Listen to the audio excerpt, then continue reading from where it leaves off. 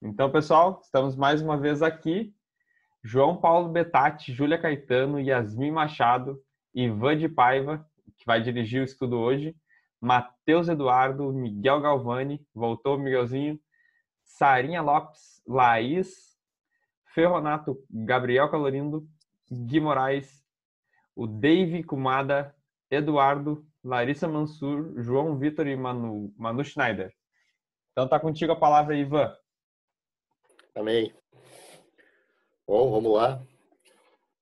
Vou começar a ler então, né, o texto aí, e eu vou procurar ser objetivo, porque sabe que eu gosto de falar, não acabo falando demais e a gente não consegue ver tudo.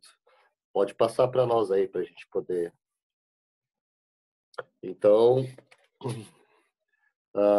nós vamos ver a passagem aí de João, capítulo 2, do versículo 1 a 12. O casamento em Caná da Galileia. Ele começa lá no capítulo 1 dizendo: 3 dias depois, houve um casamento em Caná da Galileia. E a mãe de Jesus estava ali. Jesus também foi convidado com seus discípulos para o casamento. Aí é só o início, né? Dizendo que era uma festa de casamento. Muitos estudiosos, muitos teólogos supõem, a Bíblia não é clara quanto a isso, mas por todo o contexto do que está acontecendo ali, que talvez fosse uma festa de casamento ligada de alguma forma à família, talvez de Maria, tanto é que ela já estava lá, né? Jesus depois vai para lá, mas ele supõe essa questão da ligação de Maria, porque quando surge o problema, que a gente vai ver mais à frente, Maria é a pessoa que assume a responsabilidade pela solução do problema. Não faz sentido quando você é um convidado distante, que aconteça um problema e você tome a frente da solução do problema, né? De alguma maneira ela se sentiu responsável. E aí então os teólogos, muitos acham que uma das razões dela se sentir responsável é porque de alguma maneira ela estava ligada a esse pessoal. E Jesus se dirige para lá com seus discípulos e aí começa o estresse da situação que está acontecendo ali, né? Tendo acabado o vinho, a mãe de Jesus lhe disse: eles não têm mais vinho. E esse era um problemão, que as pessoas viajavam muito, né? Naquela época, o transporte, mesmo de cidades razoavelmente próximas, era demorado. Então, quando você ia casar, você anunciava, os convidados saíam das suas casas para vir para o casamento, para as festas, e a festa demorava uma semana, que era para dar tempo de quem vinha de longe chegar e também comemorar. E, e a família tinha que ter condições, quando oferecia a festa, obviamente, de servir, né? Comida, bebida para esses convidados.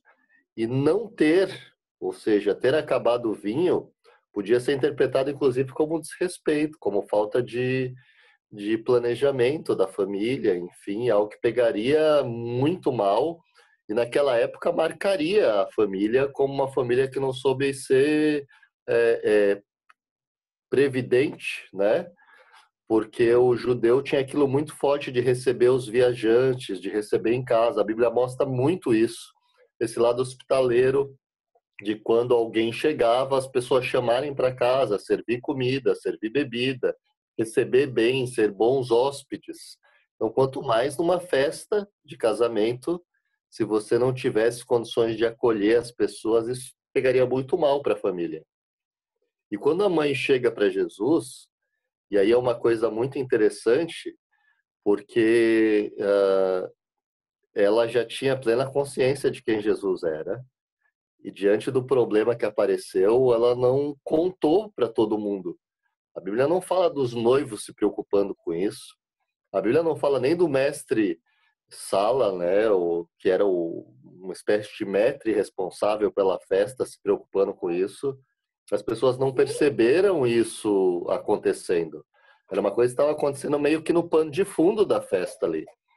E Maria chega e leva, em vez dela falar com as pessoas, que muitas vezes seria comum, numa festa de casamento, você ter amizade com as pessoas ou é parente, você chamaria o noivo ou a noiva, dependendo de quem você tem mais proximidade, falaria assim, ó, tá acabando o vinho, como é que nós vamos fazer? Não, Maria vai, em vez de falar, de espalhar o problema, ela vai falar com quem realmente pode fazer alguma coisa a respeito disso. E não dá para passar por essa parte sem fazer uma aplicação prática na nossa vida. Que às vezes a gente tem um problema, ou a gente sabe de um problema, e a gente comenta esse problema com muita gente que, na verdade, não faz parte da solução do problema. E isso não só não ajuda, como potencialmente pode atrapalhar. Então a gente tem que ter essa consciência de quando a gente tem um problema, nós temos que levar ou falar do problema apenas com aquele que pode de verdade resolver isso. Isso inclui Jesus, obviamente, né? Deus, para quem nós dirigimos nossas orações, mas também inclui irmãos, pessoas que são do nosso convívio, que podem nos ajudar naquele momento. Mas aquelas que não podem ajudar, é melhor que você não comente. Às vezes a gente está muito triste, a gente está muito preocupado, a gente acaba falando com todo mundo, com pessoa que nos dê atenção. E hoje as pessoas estão tão carentes que se você dá um pouco de atenção, elas contam a vida toda. Mas o meu conselho para vocês, e é o que eu entendo dessa passagem, é que a gente não deve fazer isso. A gente deve dividir os problemas apenas com as pessoas que, de fato, podem, de alguma maneira, nos auxiliar, né? E é interessante que Jesus responde: por que a senhora está me dizendo isso? Ainda não é chegada a minha hora. E então ela falou aos serventes: façam tudo o que ele disser. Tem alguma coisa aqui muito intrigante para mim. A Bíblia não diz, e você olha a resposta de Jesus, ele está meio que dizendo: olha, está me trazendo um problema, mas não é o momento de eu fazer qualquer coisa a respeito. Mas o fato é que alguma coisa nessa resposta de Jesus fez com que Maria entendesse que ele ia fazer algo. Porque ele acabou de dizer isso e Maria chama os serventes e fala assim: façam tudo o que ele disser.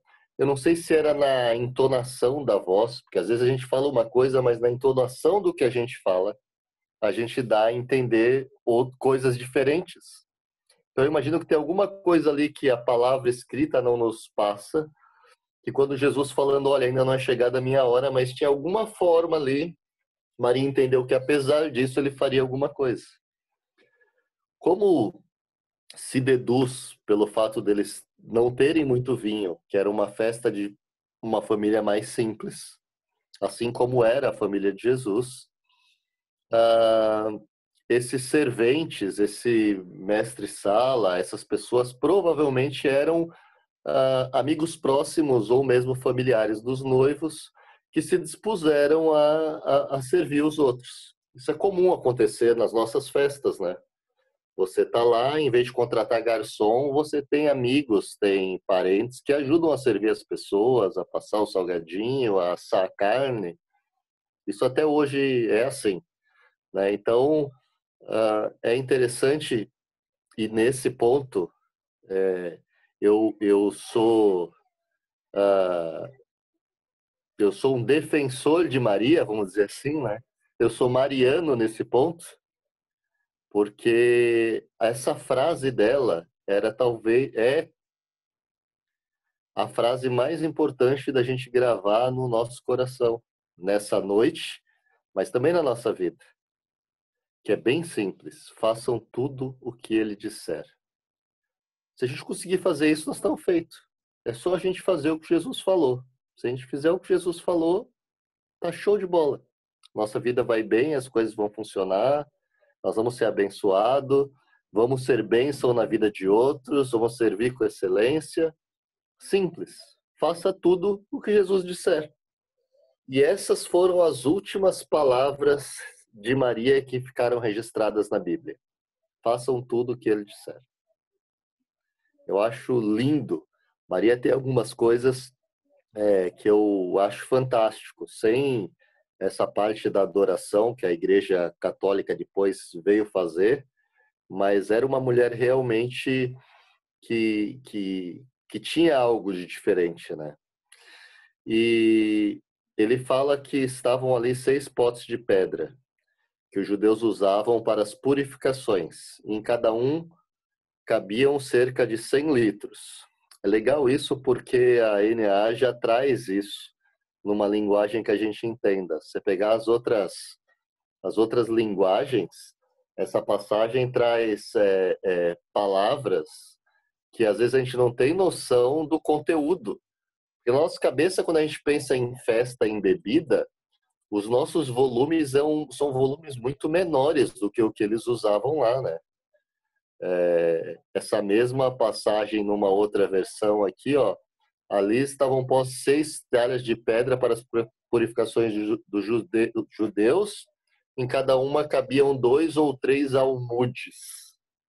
Quer dizer, aí você tem todo um trabalho para descobrir o que é almude, né? Mas aqui na NAA é legal que ele já coloca, né?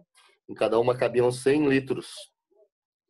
Isso daí era o seguinte, os judeus, se tocassem em uma pessoa que não era judia, ou um animal impuro, ele se tornava impuro. Ele então não poderia entrar no grupo com os outros ou estar na festa. A não ser que ele se purificasse, ele tinha que se lavar em água para poder se purificar e fazer parte da celebração. Então, eles, sabendo que as pessoas vinham de longe, podia acontecer acidentalmente algo do tipo, ou por necessidade, a família já se preparou deixando água separada para esses casos. Nós estamos falando ali de 6 potes de 100 litros, ou seja, nós estamos falando de 600 litros de água, que é só o que faltou, não é o todo. É um povinho, era muita gente e um povinho que bebia bem, né? Pode passar para nós aí. Trocar. Jesus disse: encham de água esses potes. E eles os encheram totalmente. Isso daqui é uma coisa que sempre mexe comigo, né?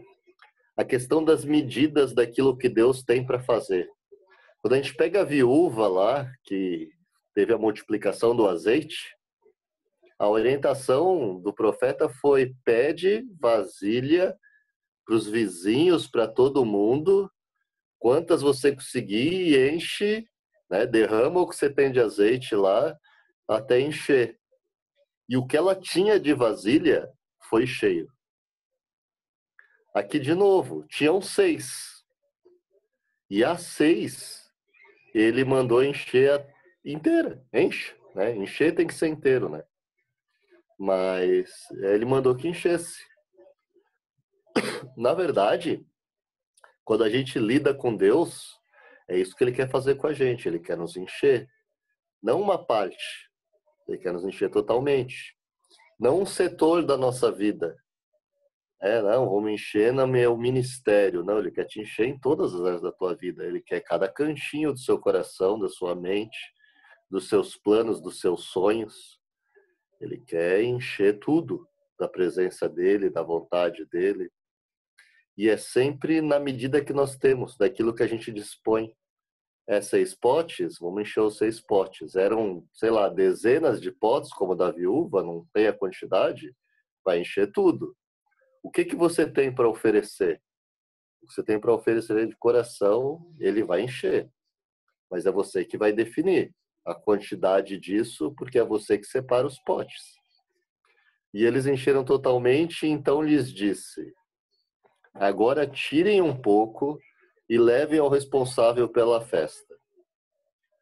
Aqui tem uma discussão entre os teólogos, porque uns dizem que ele transformou todos os 600 litros de água em vinho. Outros dizem que tudo era água e que esse que tirou para levar, ele transformou em vinho. Isso para mim, desculpa falar a verdade, mas para mim isso é uma bobageira. A verdade é que ele transformou a água em vinho. Em que momento isso aconteceu, no meu entendimento, não faz grande diferença, pelo menos para mim. Mas mostra uma coisa, ele não precisa, que nem os mágicos, manipular, colocar a mão, fazer um show pirotécnico. Ele nem encostou nas vasilhas. Ele simplesmente quis, dando o sinal de que ele é Deus. E a água se transformou em vinho. E uma coisa muito legal, Jesus não pegou e falou assim, peraí, para todo mundo, para tudo. Olha para mim aqui, ó. O vinho acabou. Ó só, vou encher de água agora, ó. É água. Vem alguém aqui, prova aí ver se é água mesmo. Ah, é água. Ah, então tá bom. Então agora, vai de novo. Ah, agora é vinho, vinho. Ele não fez isso. Não estava querendo ibope, não é esse o objetivo. Ele fez tudo lá por trás, num lugar onde ninguém estava de olho, fora do foco principal, e ele fez o que precisava ser feito sem chamar atenção. Ô, A Ivan, continuação disso foi. não foi um show da fé, então. Não foi, cara. Não dá para marcar horário para falar com o diabo e depois expulsar, entendeu? Ai, Não ai. é essa a ideia. Porque a Bíblia fala que o Espírito faz o que ele quer, ele sopra para onde quer. É como o vento que sopra para onde quer. Ele faz inclusive na hora que ele quer. Não é quando a gente quer.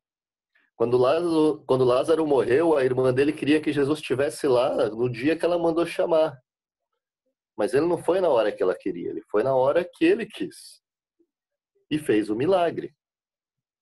Quando Abraão queria ter o filho, ele não teve. Mas quando ele achou que não ia ter mais, que ele já tinha 99 anos, aí Deus falou, não, é agora que você vai ter, porque agora eu decidi que você vai ter. É no tempo dele, do jeito dele, na forma dele, quando ele quer, do jeito que ele quer. E esse Deus é o mesmo Deus que nós servimos hoje ainda. Então, às vezes, você vai precisar se colocar diante de Deus por um período de tempo maior do que a tua vontade. Nós somos imediatistas, ainda mais a nossa geração. Vai ligar o teu computador e deixa ele demorar 1 minuto para você ver. Você fica enlouquecido, porque está demorando demais para iniciar. É um absurdo. Clica na tela do celular e ela demora 3 segundos para responder. Essa porcaria tá lenta. Mas a gente vê homens de Deus orando 20 anos, 25 anos, esperando uma resposta. E a resposta vem. Mas será que eu e você teríamos disposição de dobrar nosso joelho por 20 anos? Por alguma coisa? Talvez a resposta que a gente quer precise de um tempo diante de Deus. Meu PC demorou 20 minutos para mim, achei que ia morrer. É bem isso mesmo. Nós estamos falando de 20 minutos. Percebe que a gente se tornou muito imediatista. Mas as coisas de Deus não são no nosso tempo. Esse imediatismo, ele acontece no nosso coração, mas ela não se manifesta, né, dentro do tempo, né, no momento que a gente quer. Deus pode dizer sim, e mesmo quando ele diz sim, porque para Abraão ele falou isso, você vai ser pai de grandes nações. E mesmo ele dizendo sim, não foi naquela hora, porque quando Deus diz sim, a gente fala, não, então tá bom, se é sim, já me dá agora. Mas Deus pode te dizer um sim e dizer é sim, mas eu não vou dar agora. Eu vou dar quando for o momento certo de dar. E a gente tem que se colocar na posição de servo e confiar nisso. E como Maria disse lá, e faça tudo o que ele mandar. E o legal é que ele não chama atenção, ele não dá show, mas ele fala assim, pega isso daí e leva para alguém que pode atestar, que tenha conhecimento suficiente para falar o que aconteceu. Leva lá para o responsável pela festa. Algumas versões falam o mestre Sala. E aí diz que eles o fizeram e que quando o responsável bebeu desse vinho, lá no versículo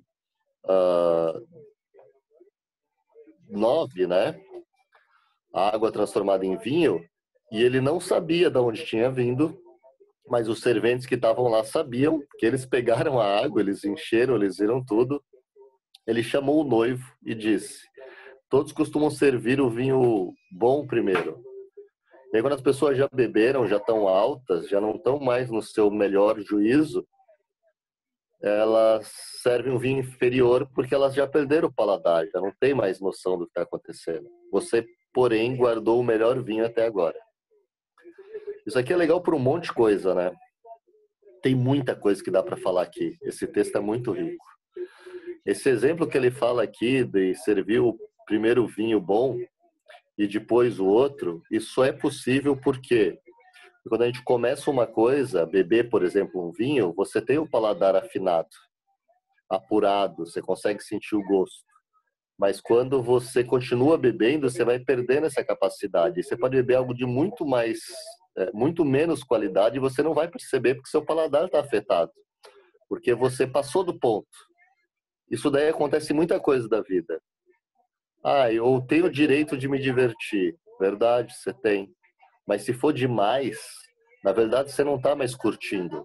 Você está se escravizando aquilo. Seja um jogo, seja uma música, seja uma série, seja o que for. Você perde a condição de justamente degustar, ter sabor naquilo, porque faltou equilíbrio.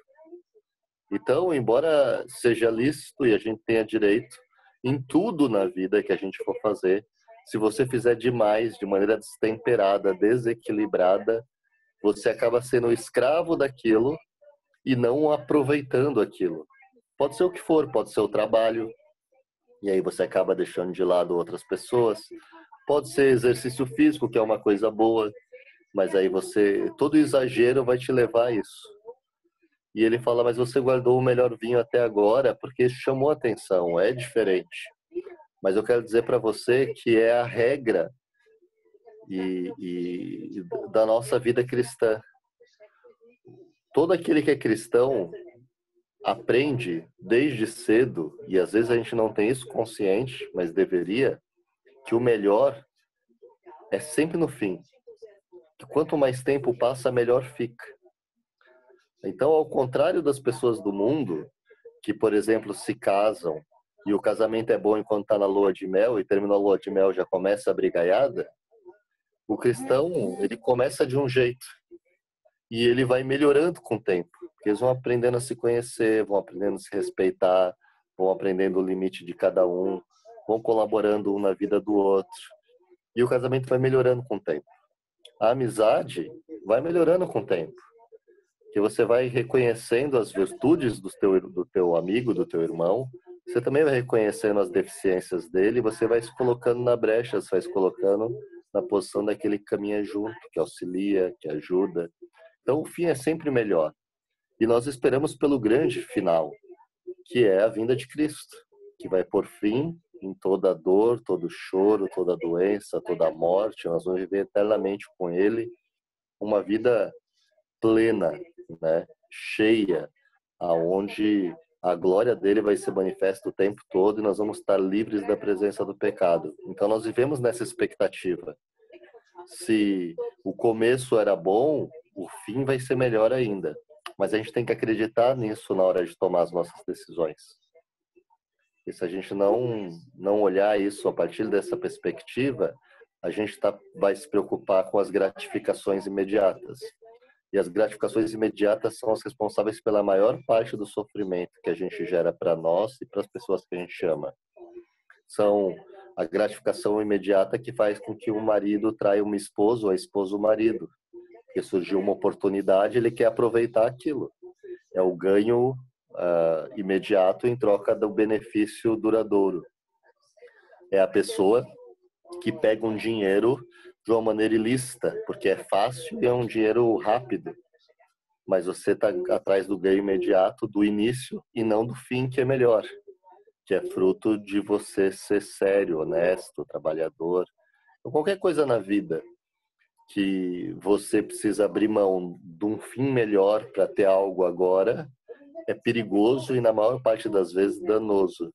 E é nisso que se concentra a estratégia do inimigo na nossa vida. Em falar assim, abre mão de tudo que você tem e recebe o que eu estou te oferecendo. Abre mão do teu direito de primogenitura porque ele não vai te valer de nada se você morrer de fome. Recebe aqui esse prato de sopa que você consegue comer agora.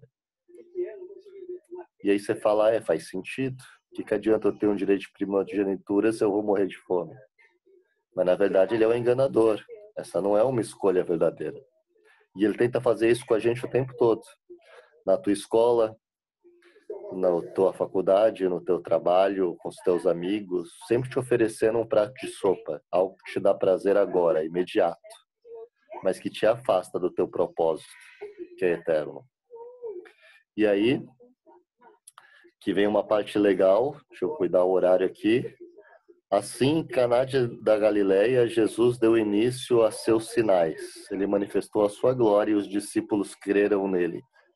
Sabe, eu quero falar para vocês que esse versículo aqui, ó, essa primeira parte do versículo 11, ele é fabuloso porque ele por si só derruba todos a razão que muitas vezes eu vejo as pessoas perguntarem quando a gente vai falar de livro apócrifo.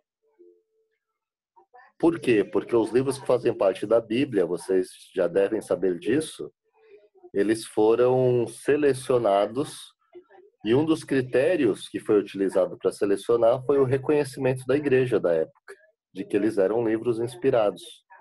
E por conta disso, muitos teólogos, inclusive, questionam se não ficou de fora livros, entre esses apócrifos, que deveriam fazer parte da Bíblia. E que seriam livros também inspirados. E eu vou dizer para vocês que esse versículo por si só já mata 98% da resposta desse caso. Por quê? Quando você for olhar os livros apócrifos, a maioria deles, muitos falam da infância de Jesus, de como ele nasceu, aquele período que a gente não sabe o que aconteceu entre a infância e ele surgir de novo. E a maior parte deles conta de milagres que Jesus teria feito. Tem lá o apócrifo de Nicodemos, que fala que Jesus amaldiçoou um professor que cobrou ele demais, que Jesus teria ressuscitado um passarinho que estava morto, amaldiçoado um coleguinha, e feito sinais, milagres. Isso está infestado nos apócrifos. Só que a Bíblia está dizendo aqui, ó, que foi aí, nessa idade, não antes disso, não quando ele era adolescente nem criança, foi aí que Jesus deu início aos seus sinais. Primeiro milagre que ele realiza, né? Foi aí que ele começou a fazer essas coisas, não foi quando ele era criança, né? Então, isso já serve para a gente de resposta nesse tipo de questionamento. Outra coisa que eu acho interessante da gente olhar é essa questão que fala ali, ó, deu início aos seus sinais.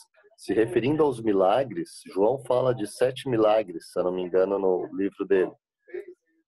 E ele escolheu esses 7, dizendo que se ele fosse registrar tudo, né, o que Jesus teria feito, os livros não caberiam, mas ele escolhe 7 como sinais. É importante essa palavra, porque mostra que o milagre não é um objetivo em si, ele não é um fim. A finalidade não é que o milagre ocorra. O milagre só acontece como um meio, como um sinal para manifestar algo a respeito da natureza de Cristo e da natureza de Deus. Por isso ele usa essa palavra de sinais. É como hoje. Você está andando na rua e você vê uma placa dizendo hospital a 20 quilômetros. Você não para na placa, que é um sinal, e fala assim, eu quero me consultar. Porque, na verdade, o hospital não está lá. A placa só aponta que mais à frente vai ter o hospital. O milagre não é o fim. O milagre só aponta aquele que é o fim de todas as coisas. Foi o início e é o fim de todas as coisas. E aí termina a passagem falando que depois disso ele foi a Cafarnaum com a sua mãe, seus irmãos e os discípulos, e ficaram ali não muitos dias. É uma passagem que o pessoal usa bastante e que eu acho que tem muitas lições, muitas aplicações aí nessa passagem para a nossa vida. Dá para falar nela horas, se a gente for olhar, entrar nos termos, olhar com calma, não é o nosso objetivo aqui. E, enfim, acho que é isso que eu tinha para falar. Estou aprendendo aí como é que é o ritmo do estudo de vocês. Espero, com a paciência de vocês, eu chego lá. Eu vi que tem umas imagens ali que o Gui separou das talhas sendo enchidas. Isso aí era feito em pedra, imagina o peso só do troço, né, de pedra. Imagina com 100 litros d'água. É um troço absurdo, né, de pesado. Então, acho que era isso, Henrique. Beleza. Vai derrubar aqui, daí a gente abre um novo link. Legal.